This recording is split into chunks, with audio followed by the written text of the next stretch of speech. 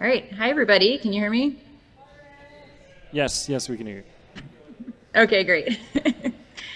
So sorry I can't be there in person. I was planning to be at the AGM again this year, but wasn't able to make it. So thanks for allowing me to participate virtually.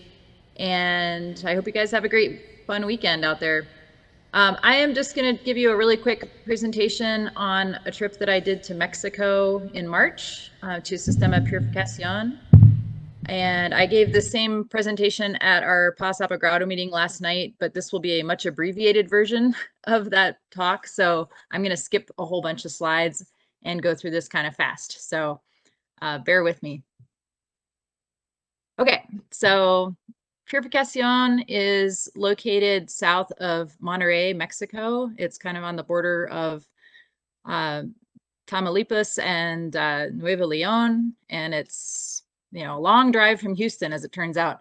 I flew into Houston and then drove down into Mexico with some cavers, and then there was another vehicle full of cavers from Austin that also was on the trip, and then we met up with some Mexican cavers as well once we got across the border. Quick background on Purificación. The Texas cavers started working the area in the 1970s, and Purificación used to be separate caves, Cueva del Brinco and Cueva de Infernillo, and they were connected in 1978, and that created the Purificación system, so Sistema Purificación. There have been a bunch of camps established in the cave to facilitate exploration, and just last year, the 100th kilometer was surveyed, which was really exciting. And in 2007, Bill Stone dove a sump that is near the first camp inside the Infernillo entrance and found a lot of passage left to explore. And so one objective of the trip that I was on was to for some cavers to continue surveying passage beyond that sump. They did a trip in 2022 where they did survey some additional passage in Sump 1, found some air-filled passage beyond it, and then got to another sump. And so the primary objective of our trip was to support the divers who were going to be diving Sump 2. So this is just a plan view line plot on the top and a profile view on the bottom here. I'm going to try to move this out of my way. Okay, so right here, I don't know if you can see my cursor, okay, but that's the Infernillo entrance. So that's where we spent our week. And then the Brinco entrance is over here to the south. And then the dry survey that those of us who were not cave divers did during the week was in the confusion tubes area, which is, I'm circling it right here with my cursor. Hopefully you can see that. So this was the team.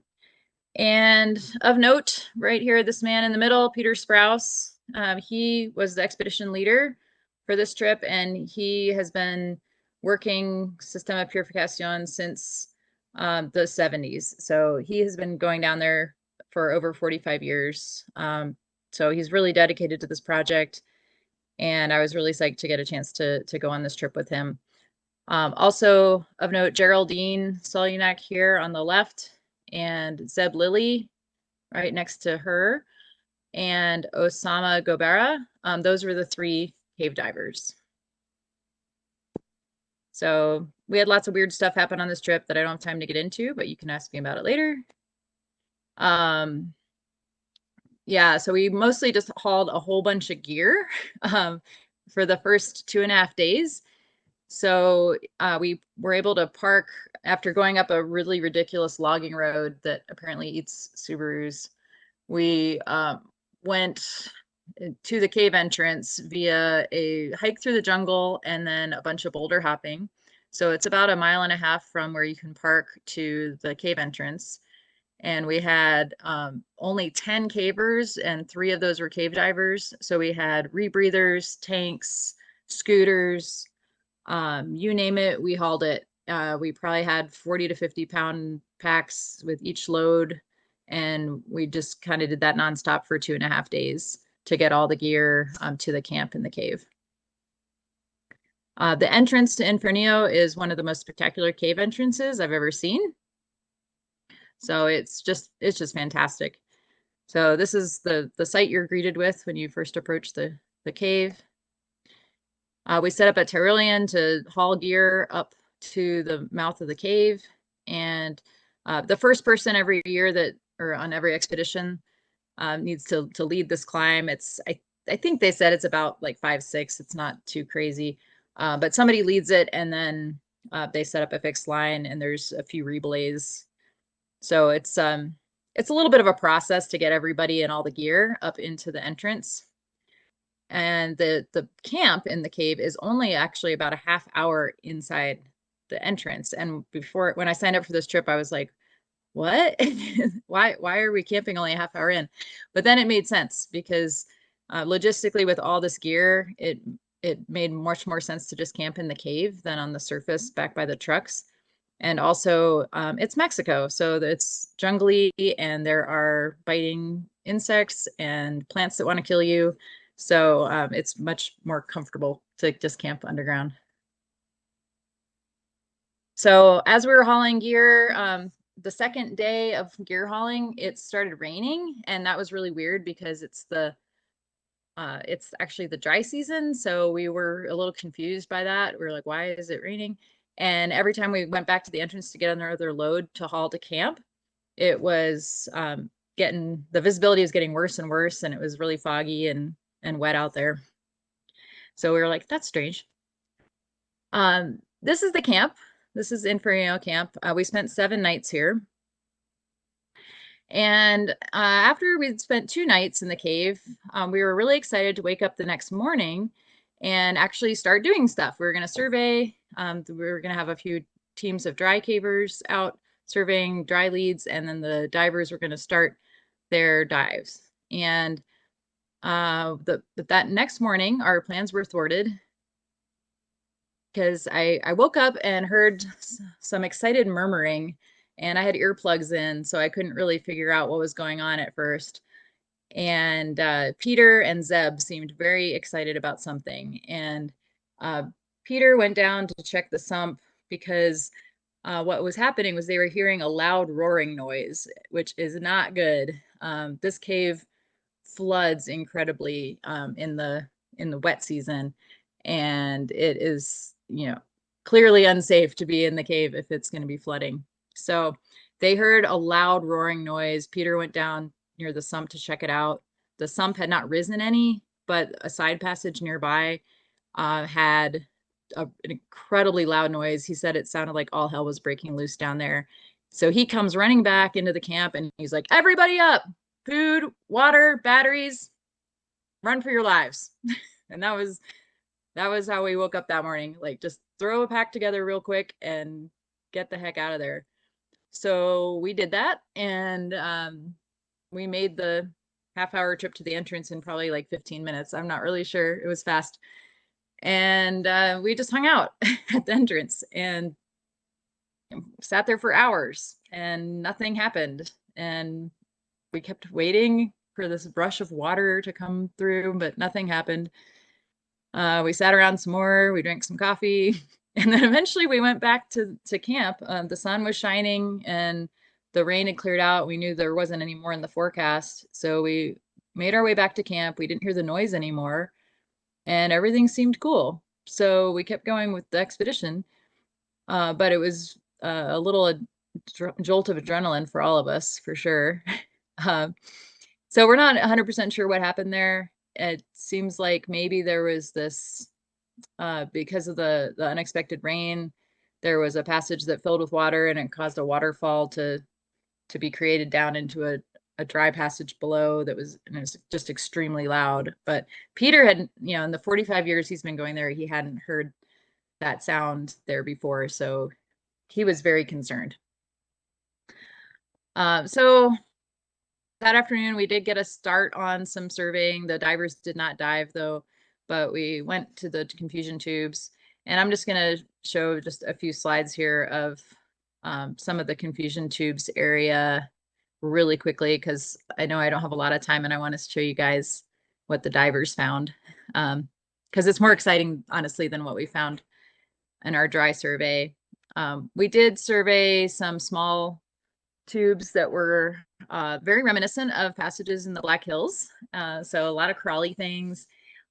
We did go to some leads that were kind of on the edge of the cave, and we were excited that, maybe they could go, but they didn't. And on this trip, on this slide, you see me going across the water here. This was when I was heading down to the south end of the confusion tubes to push the edge of the cave down there. And unfortunately, we got turned around. We had some bad route finding issues and never even made it to the lead. So that was a bummer. But we weren't there for, this was a bonus.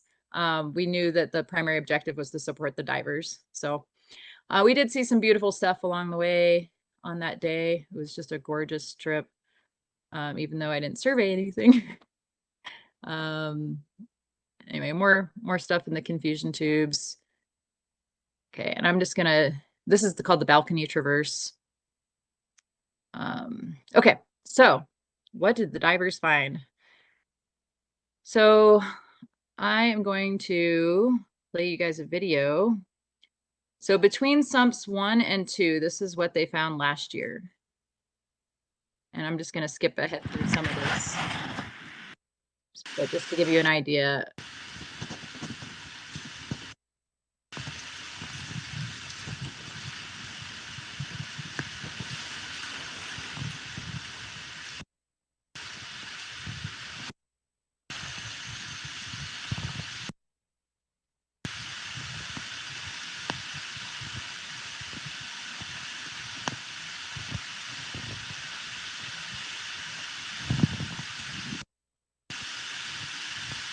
So really gorgeous passage.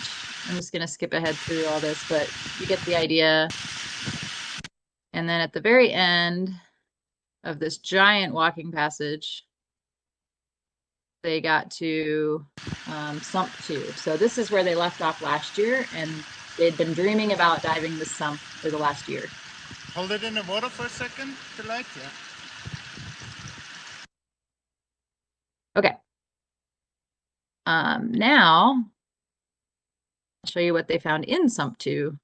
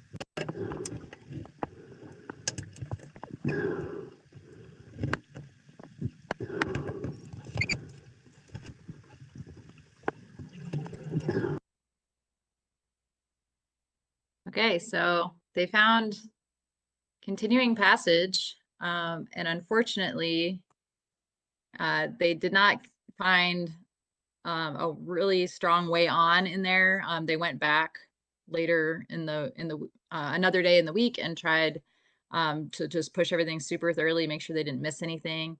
And they did find one air-filled passage that has a big waterfall coming out of it and a potential climb lead, and that's about all that they left in sump 2. There are still some leads to explore out of sump 1, but they pushed that pretty good too. There might be a few air bells left, but there are 1.3 kilometers of underwater passage now surveyed in Purificación, so that's really exciting. And it was really fun to do this trip and get to support the dive and that exploration. So we basically just did everything in reverse on the way out. Took us 2.5 days to haul all the gear out. And that's pretty much it. If you want to read more about Sistema Purificación, you can go to mexicancaves.org. There's a really cool publication that the Texas Cavers put out called Death Coral Caver.